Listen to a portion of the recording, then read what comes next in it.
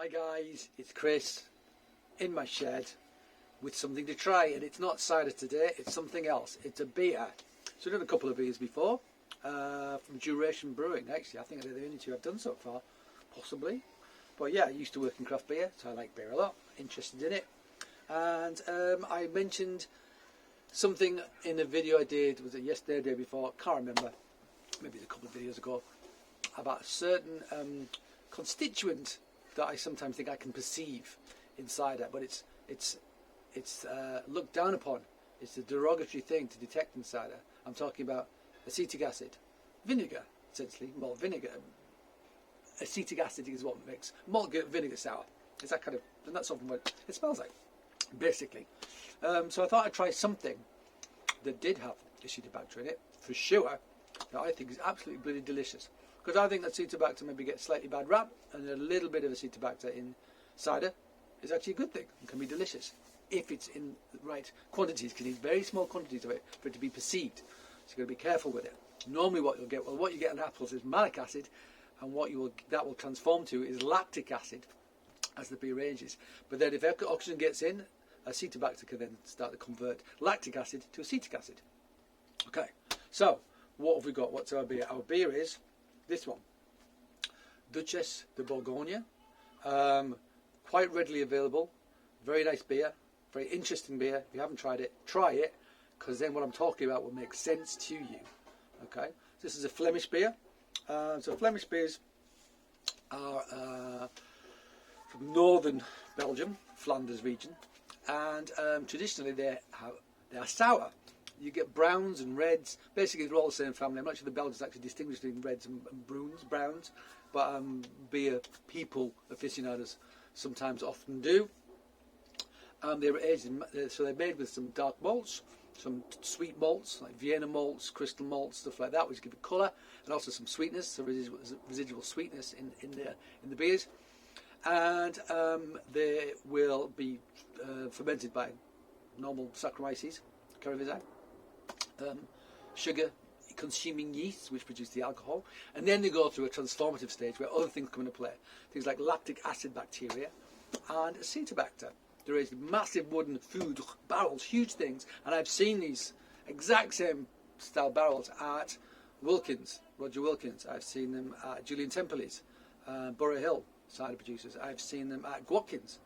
So I see the exact same vessels on these farms. So one would not be surprised if they're producing similar flavours. They're old oak, they're not producing any vanilla flavours that you get from new oak, so that kind of thing. So they're neutral in terms of that, but they're not neutral in terms of the microbial families that live within the walls of this wood and bring flavour to the beer. And different barrels actually will give you different flavours, and you will then blend. And these are actually blended, often they're blended older with younger. I think this is blended an 8-month beer, which is less sort of like funky and sour, with an 18-month beer, which is more funky and sour, and they're blended to taste, basically. Sometimes you can get ones which are 100%. I think Rodenbach do different percentages of blending. That's another famous one. If you can't get Rodenbach.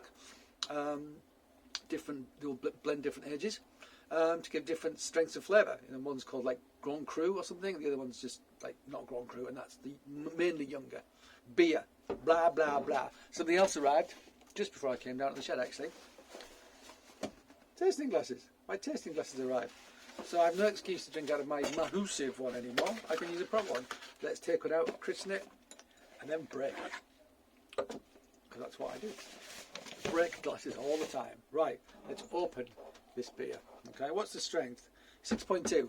So actually, if it was a cider, I'd say it was on the weaker end. For beer, 6.2 these days, it's still pretty high. But now with the advent of IPAs and so forth, you can get 6, 7, 8% beers, crazy strong beers, imperial stouts, 9, 10.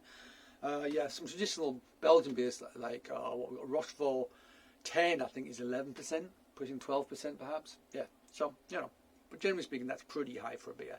But the cider I had last night was 8.4. And that from Ross and Wine, a lot of their ciders do happen to be 8.4, so there you go, let's pour it out.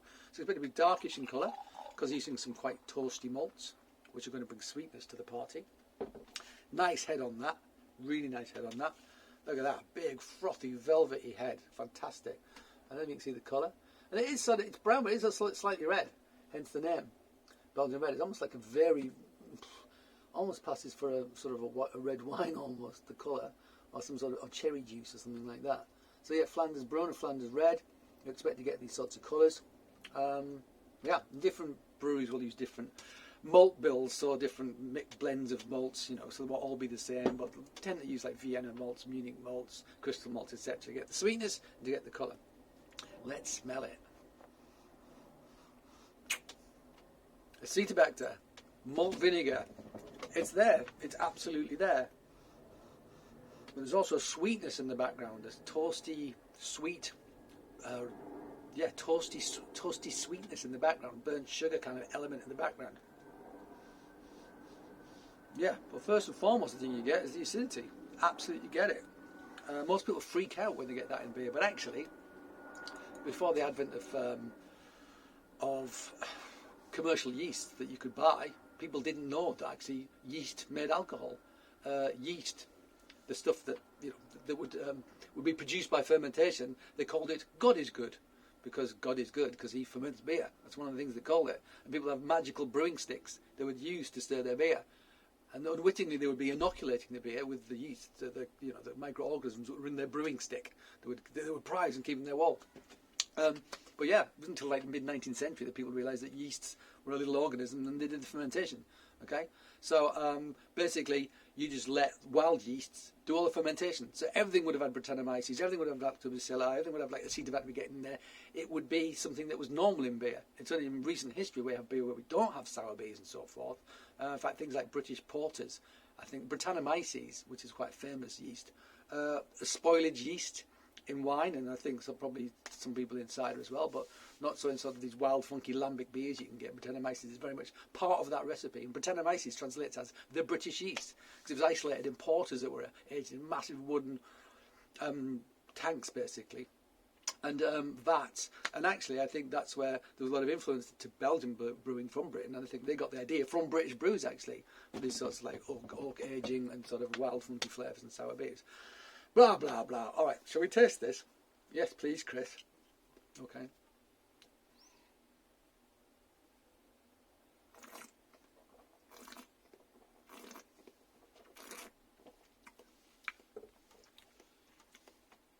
Man, rich. There's a sweetness in there. Absolutely is. It's a sweetness. Got a dark sweetness in there. Demerara kind of sweetness almost. Burnt sugar. But then you've got this acidity on top, and partially that's lactic, because I think lactic acid gets converted to acetic acid. But then there's that malt vinegar character. It's right there at the back of my nose. Like the stuff you put on your chips, fish and chips, if you're English, British rather, and it's fantastic. It's absolutely fantastic. In fact, this would be a fantastic thing to have with fish and chips. And you wouldn't need to put any vinegar on, just salt. Because this would bring the acidity that the vinegar brings to the party, and it would work fantastically well. I actually want to have like a chip sandwich, a chip sarnie, a chip butty with this actually. It'd be fantastic, I think that. Really great. Put some salt on there, butter, bread, yum, yum. Yeah, it's a great thing. And it has to be tasted to be understood and believed. Get some of this, or get some Rodenbach in your life and try it. You might hate it. So what? So what? So what if you hate it? It's good to try things. You sometimes learn more of the things that you don't like than the things that you do like. I think it's more mind expanding, especially if you think about why you don't like it. Yeah, and sometimes you'll find that actually you can learn to like things, and sometimes it's just the expectation. If the expectation that it won't be sour is there, then when you drink it and it's sour, even if it's delicious, you're not going to like it because it's not what you expected. You're going to react like, oh, what's that? But yeah, absolutely brilliant. So if you want to know what I'm talking about acetobacter or acetic acid in like ciders when I try them, try some of this. It's absolutely there front and centre, and it's a brilliant part. It brings harmony to the whole thing. It's a beautiful thing.